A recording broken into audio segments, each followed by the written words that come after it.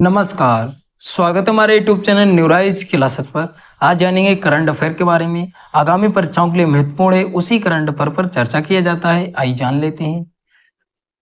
दिया है Guinness book of world records में प्रमाणित वेनेजुएला के किस सर्वाधिक आयु के पुरुष का निधन 2 अप्रैल 2024 को हो गया। तो कौन से पुरुष थे? तो जुआन विंसेंट परेज मोरा इनका नाम था। अब इनका निधन हो चुका है।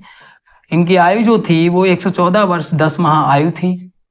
अगर इनका जन्म पूछ लिया जाए कब हुआ था, तो 27 मई 1909 में जन्म हुआ था।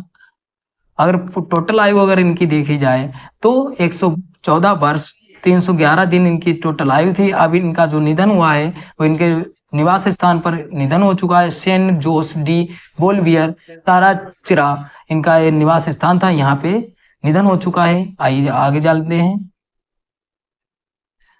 आगे दिया है जुआन विंसेंट परेज मोरा के देहांत के बाद अब 2 अप्रैल 2024 से कौन ब्रिटिश पुरुष विश्व में सबसे अधिक आयु में प्रमाणित जीवित पुरुष है? कौन से हैं?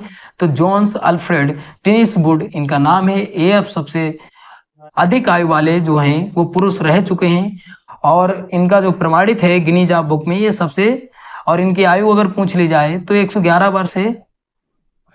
मतलब जिनका जो परेज मोरा का देहांत के बाद अब जो सबसे अधिक आयु वाले हैं विश्व में, ये भी याद रखिएगा। जॉन अल्फ्रेड टिनिसवुड का अगर जन्म पूछ लिया जाए तो इनका 26 अगस्त 1912 में जन्म हुआ था और इनकी आयु जो है प्रमाणित वो 111 वर्ष है। और ये विश्व में सबसे पुराने सत्यापित ये पुरुष बचे हुए हैं, ये भी याद रखिएगा। दिया 3 अप्रैल 2024 को किस देश में 7.5 तीव्रता का भूकंप आया जिससे लगभग 14 लोगों की जानें गई और 1400 लोग घायल हो गए। तो इन कौन से देश में आया था? तो ताइवान देश में आया था, ये भी याद रखिएगा। और कब आया था? तो 3 अप्रैल 2024 को आया था। और भूकंप की तीव्रता कितनी बताई गई? तो 7.5 तीव्रता बताई गई।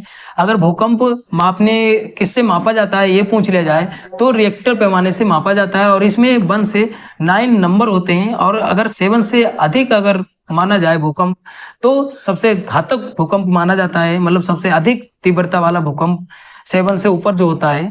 ताइवान की भूकंप मॉनिटरिंग एजेंसी है, उसने जो भूकंप की तीव्रता बताई है वो 7.2 बताई है। लेकिन जो संयुक्त राज्य भू वैज्ञानिक सर्वेक्षण जो है उसने जो भूकंप की तीव्रता बताई है वो 7.5 बताई है। और इससे पहले भी ताइवान में एक भूकंप आया था, उसकी तीव्रता जो थी वो 7.6 तीव्रता थी। कब आया था? तो 1999 में ताइवान में भूकंप आया था सबसे पहले। और इसमें जो लोगों की जानें गई थी वो 2400 लोग मरे थे, ये भी याद रखिएगा। आगे दिया अफ्रीकी देश डेमोक्रेटिक रिपब्लिक ऑफ कांगो ने किस महिला को देश की पहली महिला प्रधानमंत्री 1 अप्रैल 2024 को नियुक्त किया है? तो कौन है? तो जुडिथ सुबीनबातुल्का इनका नाम है, इनको नामित किया गया है, ये भी याद रखिएगा। जुडिथ जो है वो राष्ट्रपति फेलिक्स सेकंडी ने 1 अप्रैल 2024 को इनको नामित किया है, ये भी याद रखिएगा। और ये देश की पहली महिला है प्रधानमंत्री, ये भी याद रखिएगा कांगो की।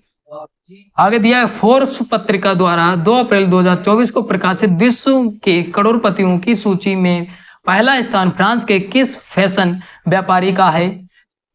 तो कौन है? बर्नार्ड अर्नाल्ड एंड फैमिली ये है, मतलब विश्व में सबसे प्रथम स्थान इन्होंने फोर्ब्स पत्रिका में प्राप्त किया है, ये भी याद रखिएगा।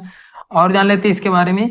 सूची में Jeff Bezos, Elon Musk, Mark Zuckerberg, Larry Ellison, Warren Buffett का स्थान जो है वो दूसरा, तीसरा, चौथा और पांचवा और छठवां स्थान है, ये भी याद रखिएगा। ये पहली बार जो सूची जारी हुई थी वो 1987 में जारी हुई थी, ये भी याद रखिएगा। जिसमें से कुल संपत्ति जो बताई गई है इसमें वो 14.2 ट्रिलियन डॉलर बताई गई है, ये भी याद रखिएगा। और ये जो रिपोर्ट जारी हुई है और ये रिपोर्ट कौन से नंबर की है? तो 38वीं नंबर की रिपोर्ट है, ये भी याद रखिएगा। सबसे पहले कब जारी हुई थी? तो 1987 में जारी हुई थी। आगे चलते हैं। आगे दिया भूमध्य रेखा के मध्य में सिसिली द्वीप जो इटली में है किस ज्वालामुखी से 5 अप्रैल 2024 को वोल्केनिक स्मोक रिंग्स निकलते देखे गए? तो कौन से है? तो एटना से देखे गए, ये भी याद रखिएगा। और जान लेते हैं इसके बारे में। माउंट एटना यूरोप महाद्वीप के इटली में सिसिली द्वीप पर स्थित एक सक्रिय ज्वालामुखी है, ये भी याद रखिएगा। और ये जो है वो यूनेस्को की धरोहर में शामिल है, ये भी याद रखिए एटना। और यह यूरोप के सबसे ऊंचे सक्रिय ज्वालामुखियों में से एक है, ये भी याद रखिएगा एटना, याद रखिएगा। आगे चलते हैं। G7 संगठन के विदेश मंत्रियों का सम्मेलन 17 से 19 अप्रैल 2024 को कहां संपन्न हुआ? तो कहां संपन्न हुआ? तो कैप्री एक जगह है, कहां पे? तो इटली में, ये भी याद रखिएगा। अगला जो सम्मेलन होगा Italy, France, Germany, Japan, Britain, Canada, America, European union संगठन का G7 जो सम्मेलन होगा 50वां, वो इटली में ही होगा। अपुलिया के फसानो एक शहर है, वहां पे संपन्न होगा। कब होगा? तो 13 से 15 जून 2024 को होगा, ये भी याद रखिएगा।